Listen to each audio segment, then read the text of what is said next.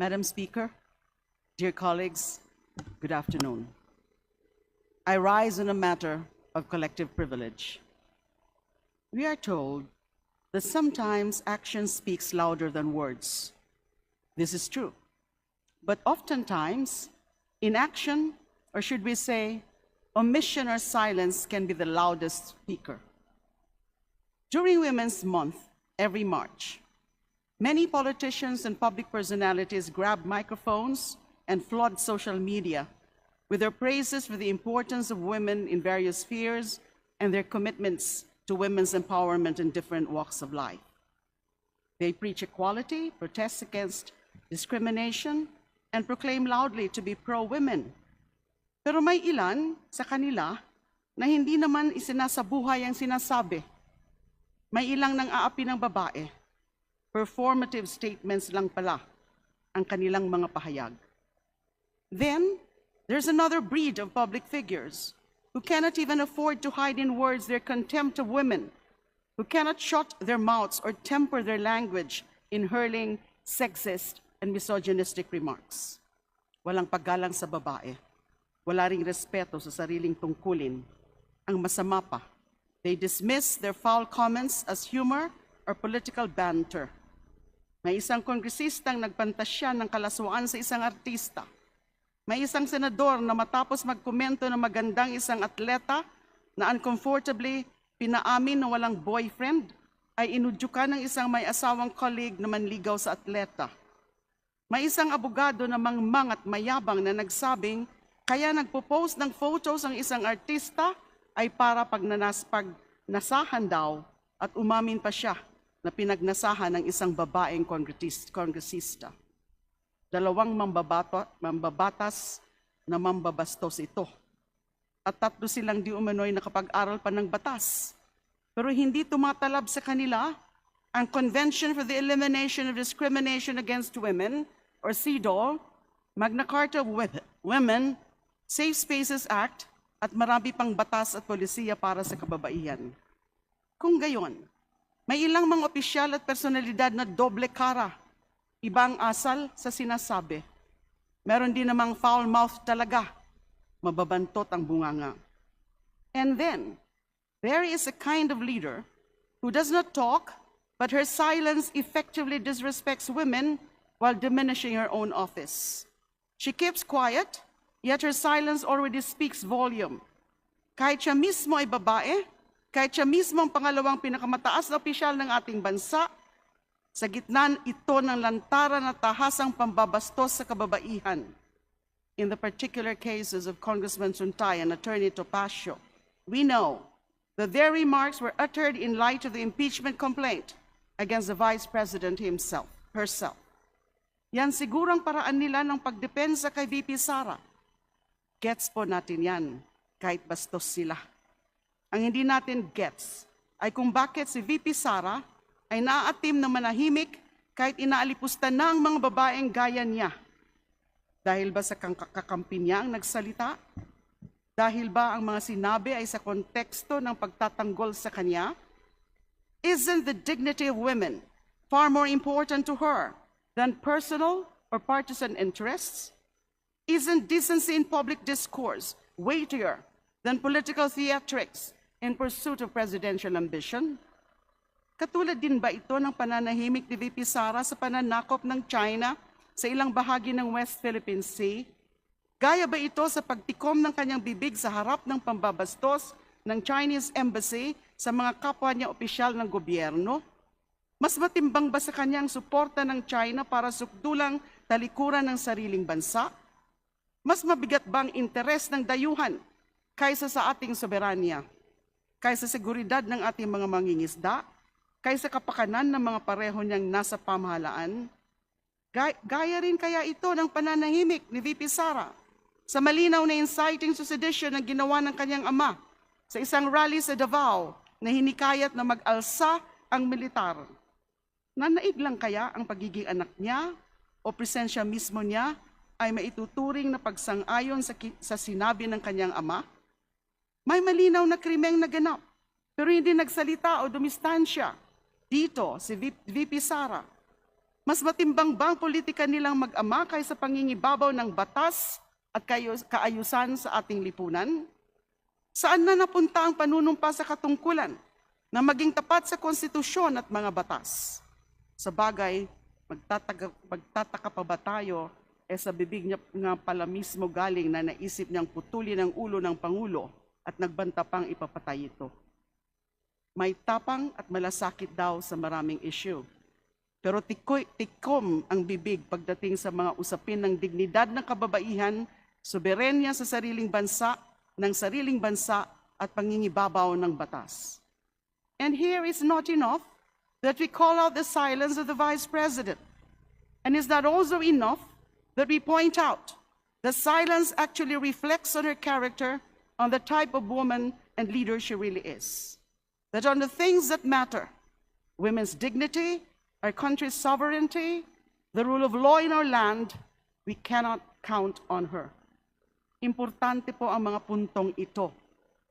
But our bigger point here is to confront the political message and symbolic meanings of that silence. More telling here are the far-reaching repercussions that that silence may cause in the public consciousness and the effects that it may engender in the minds of our public servants. Na tamang manahimik kahit niyuyurakan ng dignidad ng tao. Na tamang magsawalang kibo kahit inaagaw ng ating teritoryo at inaalipusta na ang sariling kababayan. Na tamang palampasin ang krimen at panggugulo na parang walang kwenta ang ating konstitusyon at mga batas. This is the sound of Sara's silence. Hindi tayo pumapayag dito. Hindi tayo dapat pumayag dito. At tayo naman sa kamarang ito, ano ang ating tugon? Huwag naman po sanang magkikibit balikat. Huwag naman po sanang mahawaan ng pananahimik dahil ang pagsasawalang kibo ay pakikisangkot. Dapat na hamunin at singilin natin ang ating mga pinuno kapag mali, kapag baluktot ang kanilang asal at salita, at kapag walang katwiran ang kanilang pagtikom ng bibig kung kailan kailangan. Belated International Women's Day, Happy Women's Month, mabuhay ang kababaihan at lahat ng mga kababaihan. Maraming salamat po. Thank you. Majority Leader. Madam Speaker, I move to repair the speech of Representative Leila M. De Lima to the Committee on Rules for appropriate action. Is there any objection? The chair hears none. The speech of Representative Leila De Lima is referred to the Committee on Rules. Majority Leader. Madam Speaker, may we request to acknowledge the guests of Representative Jose Joboy Aquino III. They are the newly appointed general and senior officers of the Armed Forces of the Philippines. They are as follows: Brigadier General Francis Carandang, Captain Emmanuel Azrael Eba, Colonel John Paul Hakla, Captain Frederick Francisco, Captain Aniceto Medera III, Colonel Primrose Corral, Captain Lex Heathcliff Basilio, Captain Alan Canaleja, Colonel Ruel Tabas, Colonel Von Michael Blase, Colonel Anthony Fer Solamo, Colonel Luisita Clavecillas II, Colonel Percival Alcanar, Colonel Neil Armstrong Batayola, Colonel Ferdinand Bruce Tocong, Colonel Franklin M. Garcia, Colonel Cleto Lelina Jr., Colonel Uji Villan, Colonel Charlie Saclot, Colonel Teresita Gangan, Colonel Peter Louis Solosa,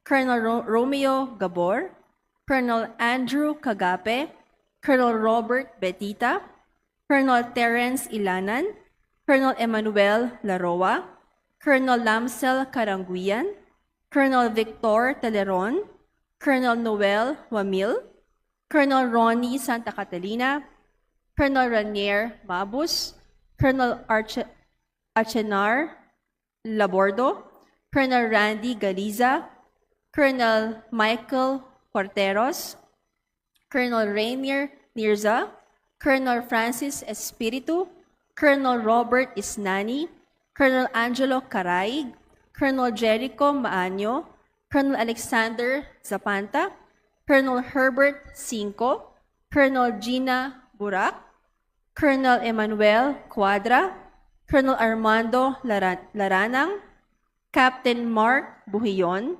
Captain Ronald Paras, Captain Susan Pisido, Captain Roberto Tavares Jr., Colonel Lemuel Baduya, Colonel Magno M. Palad III, Colonel Earl Panganiban, Colonel Obar Hagada, Colonel Nante Oceano, Colonel Helson Buyukan, Colonel Agnes Balinas, Colonel Ray David Takeban, Colonel Romel de Mesa, Colonel Nolly Binbinon, Colonel Jeffrey Balingao, Colonel Marvin Maragon, Colonel Chris Baloran, Colonel Norleo Adulam, Colonel Rodolfo Tubera Jr., Colonel Peter Barola, Colonel Jean Paul Santos, Colonel Anthony Amora, Colonel Richie Salinas, Colonel Beverly Librada, Colonel Jeffrey Calao, and Colonel Regino Mayor. To the guest of Representative Jose Joboy Aquino II of the Lone District of Butuan City, welcome to the House of Representatives. Esteemed colleagues, our warmest round of applause.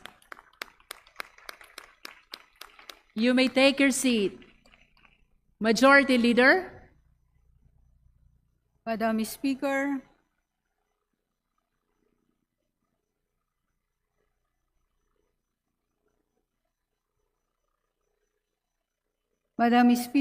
I move that Representative Iris Marie de Mesa Montes of 4K Party List recognized to avail of the privilege art. Representative Montes is recognized. Madam Speaker, esteemed colleagues, I rise today to honor the women of our nation and the world. In this pivotal moment of history, we face overlapping crises: climate change, economic insecurity, healthcare disparities, and threats to democratic participation. These challenges are deeply intertwined, and women, especially those from marginalized communities, often bear their harshest impacts. Yet women are not merely survivors of this crisis. Women are agents of change, architects of transformation, and stewards of hope. Kung saan may krisis, nariyan ang kababaihan upang maglatag ng solusyon. Kung saan may pangangailangan, nariyan ang kababaihan upang magbigay ng pag-asa. Our history reminds us that women have always been leaders. Long before colonial times, the Babaylan stood as healers, spiritual guides, and community leaders. They nurtured the sick, safeguarded traditions, and provided wisdom that sustained their people. The Babaylan embodied the power of women to lead, to heal, and to inspire collective strength. Today, women continue to carry those roles in modern forms. Our doctors and nurses heal, our teachers and mothers guide, our activists and community organizers mobilize, our entrepreneurs innovate, and yes, our legislators craft laws that shape the nation. The spirit of Babaylan lives in every woman who rises to defend her community, protect the environment, and fight for justice. Women give time, care, wisdom, and courage. And in giving, they gain not only strength for themselves, but resilience for their families, their communities, and the nation. Kapag nagbigay ang kababaihan ng malasakit, kapalit nito ang mas matibay na lipunan. Kapag nagbigay sila ng kaalaman, kapalit nito ay mas maliwanag na kinabukasan. But let us also recognize that when society gives more to women, when we provide them with opportunities, investments, and platforms for leadership, the whole nation gains. By opening doors for women in education, in business, in science, in governance, and in community life, we do not only uplift individuals, we strengthen the very foundation of our democracy and economy. Madam Speaker, to honor Women's Month is not merely ceremonial. It is a call to action. Babae, bida sa pagbabago is not just a slogan. It is a truth we must uphold in legislation, in governance, and in everyday life. Let us commit to policies that strengthen women's economic security, protect their rights, amplify their voices in democracy, and ensure their leadership in sustainability. Kung nais natin ng matatag na kinabukasan, dapat nating kilalanin at suportahan ang kababaihan bilang katuwang sa pagbabago. Sa paggunita ng Women's Month, ating tatandaan ang kinabukasan na magiging makabuluhan, mas magiging makatarungan, at mas magiging matatag kung ito ay hinuhubog ng kababaihan.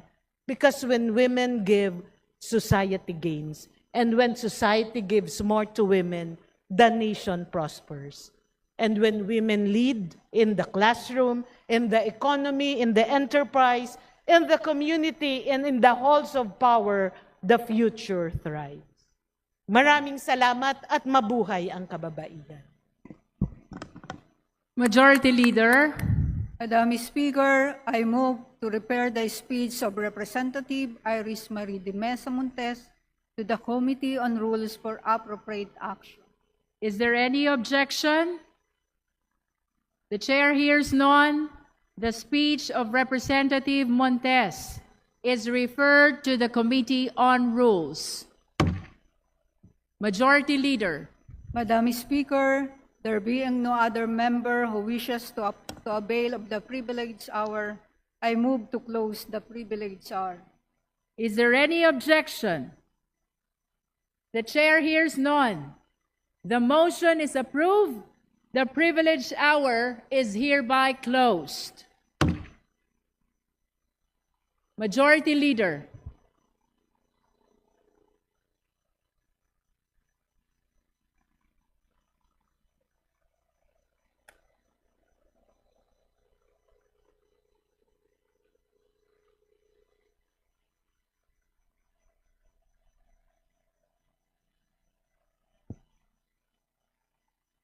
Madam Speaker, I move to proceed with the consideration of measures under the calendar of business.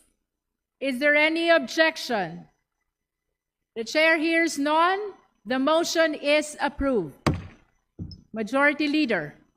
Madam Speaker, under the calendar of business for the day, I move to consider House Bill number 7704 as contained in Committee Report number 112, submitted by the Committee on Labor and Employment, and for this purpose, may I request that the Secretary General be directed to read the title of the bill. Is there any objection? The chair hears none. The motion is approved. The Secretary General is directed to read the title of House Bill number 7704. House Bill number 7704, an act expanding the prohibited acts of discrimination in employment against women and on the basis of gender, amending for the purpose Presidential Decree number 442, otherwise known as the Labor Code of the Philippines as amended. Majority Leader. Madam Speaker, I move to open the period of sponsorship and debate. Is there any objection? The chair hears none. The sponsorship and debate is hereby open. Majority Leader. Madam Speaker, I move to recognize the Senior Vice Chairperson of the Committee on Labor and Employment, Representative Johan Bautista, to sponsor the measure. Is there any objection? The chair hears none. Representative Bautista is recognized. Thank you, Madam Speaker and Majority Leader. Madam Speaker, distinguished colleagues, as we commemorate Women's Month, I stand before this august chamber, not only to celebrate the achievements of Filipino women, but to confront a reality that many women continue to face every day: discrimination and inequality in the workplace.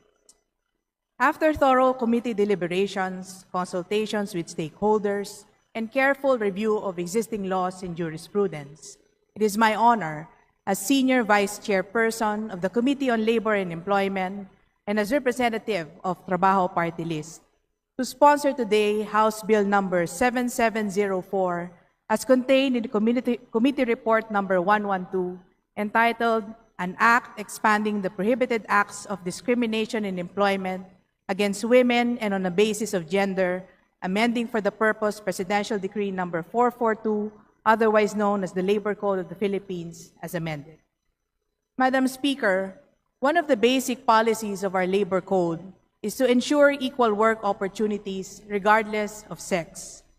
Our laws have long recognized women as full and equal partners of men in development and nation building, and we have committed to provide women the same rights and opportunities equal to that of men. Sa kabila ng ating mga tagumpay sa pagpapasa ng mga batas para sa kababaihan, nananatili pa rin ang diskriminasyon at hindi pagkakapantay-pantay sa trabaho. Hanggang ngayon, nananatiling realidad para sa maraming kababaihan ang mas mababang sahod para sa parehong trabaho ng kalalakihan. Pagkakait ng promosyon at oportunidad, hindi patas na pagtrato sa hiring at diskriminasyong dulot ng pagbubuntis o pagiging ina. Consider this.